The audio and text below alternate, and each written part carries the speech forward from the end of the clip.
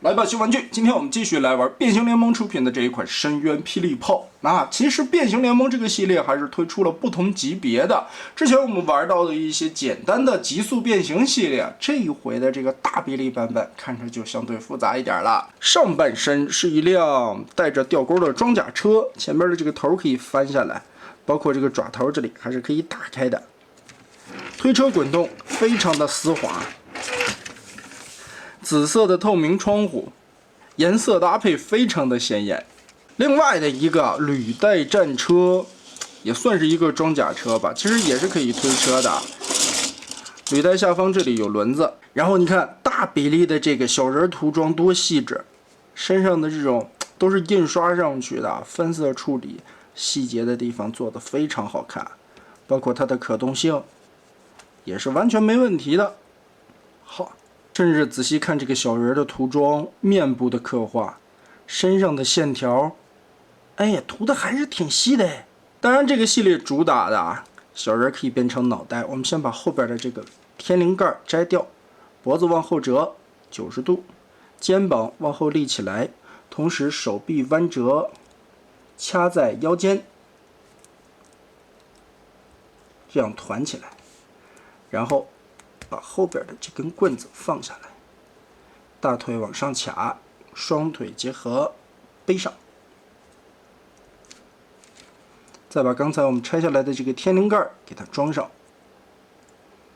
哎，这变成了合体以后霹雳炮的大脑袋。你看这个大头的涂装也很细啊，面罩上面还有这种一根一根的线条刻画。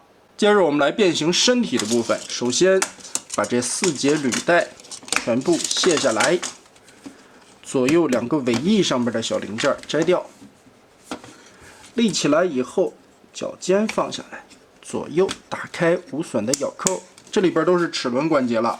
然后腿部拉长，定位旋转裙甲的位置，后裙甲放下来，哎呀，双腿肌肉感就出来了。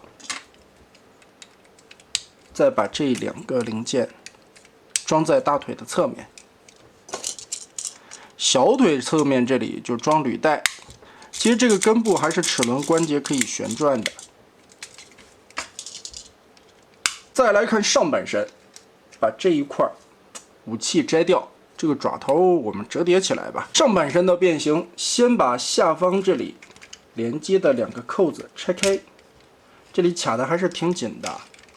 然后继续，一共4个结合的位点，拉下来，胳膊打开左右的紫色透明零件窗户，然后中间的这一条黑色的零件，这里也有结合的扣点。好的，立起来。背部这里左右的轮胎卸开，打开里面的插扣，然后旋转一下，扣合，堵住这一块的窟窿位置。这根部有非常多段的关节啊。好的，扣上。接着腰部的这一块，通过这里边的双关节往回折，里边有一个倒钩的卡子，把它卡住。胸甲的这里，打开这一块的插扣，双关节往上提，提上来之后根部这里和腰、胸下方这里的插扣再结合，胸甲的造型就有了。齿轮关节把这一块放下来，窗户盖在这个窟窿上，灰色的零件往下推，旋转手臂，再把侧边的轮子往里掰一下，这里的卡扣钉上，把关节转出来，手从里面拉出来，旋转一下。我们再把剩下的2个履带插在这里当背包，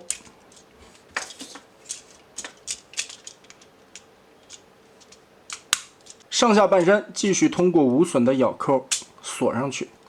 这个你在拔下来的时候按腰腹部这一块紫色的一弹簧扣子，这里是它的解锁开关。所以这种都是无损式的咬合非常的安全，玩起来。脑袋插入，武器插入。那么好，这一款霹雳炮我们就搞定了哦。尺寸看起来就比之前玩的那个极速变形系列要大了很多啊，而且你看这个料子其实还是挺润泽的。变形步骤方面也要比之前的极速系列要多一些了，毕竟它的脑袋还是要单独变形的。身上的关节该有的都有啊，而且大部分为齿轮关节，玩起来还是挺爽的，咯嘣咯嘣的。包括胯部这里左右旋转都是齿轮。完全没问题，膝盖这里也是两段的齿轮关节，左右还有接地。造型来说，看着也是挺帅气的。虽然这个颜色搭配起来似乎有点过于的鲜艳，不过对于小朋友们来说，更加鲜艳的配色会更吸引他们的目光嘛。更何况动画片里边也确实就是这个配色的。合体后的尺寸也来到了将近24公分，也是比之前我们玩极速变形果然要大上好多，也精致了不少。那么总体来说吧，其实对于国产动画的周边儿童玩具来说，变形联盟的各方面素质我觉得还是可以的，起码在造型和做工用料上边来说都是做的相当不错的。再加上不同的系列，玩家可以根据自己的实际情况进行选择。孩子如果比较小啊，简单一点的变形有这个极速系列，追求更加还原的还有这个大一点的版本。我觉得这个大比例的我们这个年纪玩其实都不为过，甚至觉得造型方面来说还有一点点帅气，或者说动手能力强的朋友们可以给它做一些旧化的涂装，扫一些划痕上去，其实效果也是非常带劲的，这个底子还是不错的。而最后变形结构方面来说，其实这个就没有必要追求一体变形了，毕竟人家也不是变形金刚的 IP， 再加上在动画片里边确实也有还原出来它变形过程中这种拆分重组的样子。